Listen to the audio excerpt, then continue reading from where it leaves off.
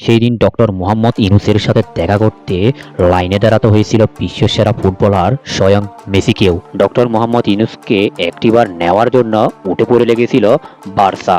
বাংলাদেশকে গৌরব করার মতন এক মুহূর্ত উপহার দেয় এই নোবেল বিজয়ী।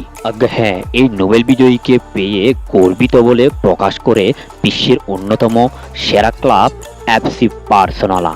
এই ভদ্রলোকটির খ্যাতি পুরো বিশ্ব জুড়ে। বিশ্বসেরা লিওনেল মেসির সাবেক ক্লাব থেকে শুরু করে অলিম্পিক সব জায়গায় বাংলাদেশের নাম উজ্জ্বল করেছে এই নোবেল বিজয়ী।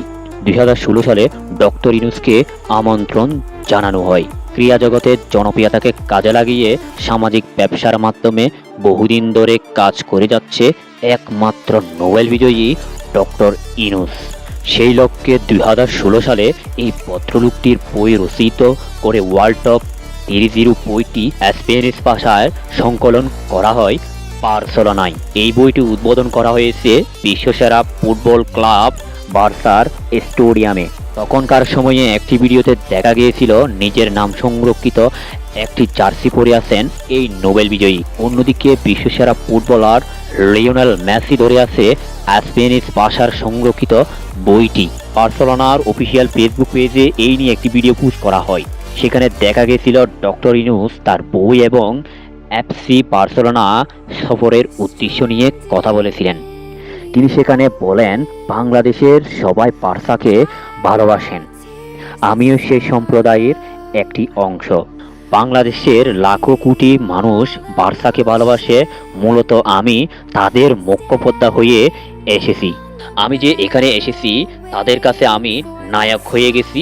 হয়তো তারা বার্সার খেলা উপভোগ করে, ক্লাবের খেলোয়াড়দের ভালোবাসেন, সমর্থন করে, খেলা দেখে এবং তাদের প্রিয় খেলোয়াড়গুলোকে নায়ক মনে করে। বার্সা ক্লাবে যাওয়ার ঠিক একদিন আগেই জার্মানে বার্লিন গিয়েছিলেন গ্রামীণ ব্যাংকের প্রতিষ্ঠাতা ডক্টর মোহাম্মদ ইউনূস।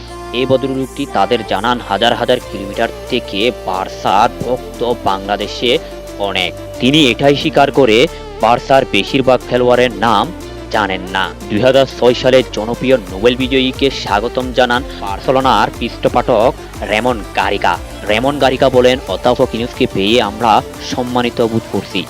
একজন নোবেল বিজয়ী আমাদের ক্লাবে পরিদর্শন এবং ক্লাবের গুরুত্বপূর্ণ জিনিসগুলো তুলে ধরেছেন, এটা আমাদের জন্য অনেক বড় ভাগ্যের ব্যাপার।